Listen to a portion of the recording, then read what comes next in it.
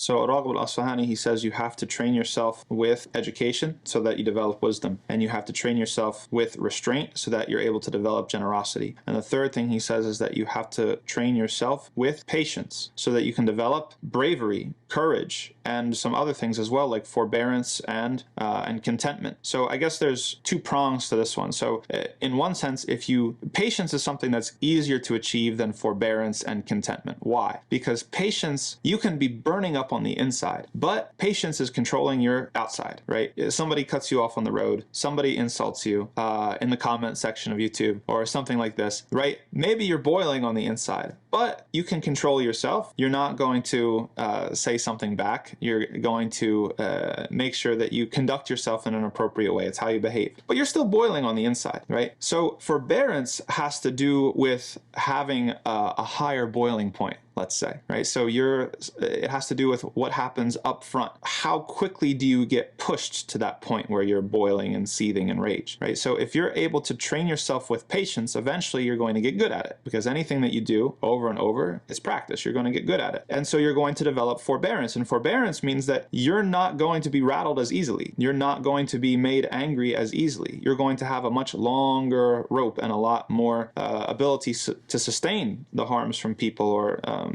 insults from people and things like that. It's also going to help you on the back end, because after things happen, you're going to be much more content with whatever happens. So if you train yourself on patience, something happens, your car breaks down, you lose your job, a relationship falls apart, or you're estranged from this person or that person. It's not because of your sins. It's not because you did anything in particularly wrong or bad. But this is just what happened. It's part of life. Okay. If you train yourself on patience and your patience while you're going through it, you're going to have a higher capacity to be content after everything is said and done. Say, this is from Allah, this is what Allah decreed for me, and I'm not going to spend my time wondering what could have been, right? That's kind of the opposite of contentment. Like, oh, if only I had, well, it could have been this way, it could have turned out that way. You could be patient and still succumb to that sort of thinking, but if you're content, then you're not going to open those doors. You're going to be like, okay, this is what happened for a reason. Patience, okay, so that was the first prong.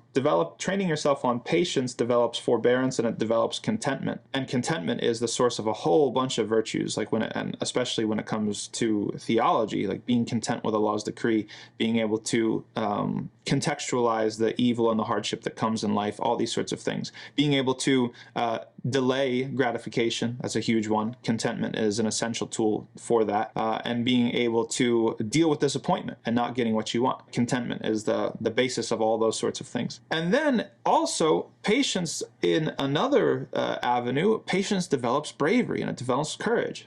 How we might think, like, how is that possible? Because you have to be patient with other people's harm if you're going to stand up for what's right. Think about it. You see something happen on the street. Maybe you see somebody whooping up on their spouse or their kid, or somebody is getting in a fight on the street or something like that. You can keep walking. Okay, that's kind of the easy way out, because you don't have the patience to deal with what's going to happen if you get involved, right? If you step in, you're going to have to deal with people, their words. You might have to deal with physical violence. You might have to keep your temper under control. You might be provoked, right? So if you're able to train yourself on patience, now you're able to develop that courage and that bravery to say, this is my responsibility. Oppression is happening right now. This is wrong. And somebody's got to stop it. And I'm here and I'm able and I'm going to stop it, right? A lot of people have an incorrect sort of understanding of what patience is. I think patience is just being meek and being like, oh, whatever happens. There's a dimension of patience where you have to be out there putting people in their place. Yes, if somebody steps out of line, we have it happen sometimes in the West. Somebody comes and they snatch off somebody's hijab, or somebody tries to cause problem for our Muslim sisters. If you're a Muslim man and you're on the street and you see that sort of thing happening, guess what? It's your responsibility. You've got to step in and you've got to stop that sort of thing from happening and let people know that there is a consequence to be had, that if they're going to act in that certain way, that takes patience, right? So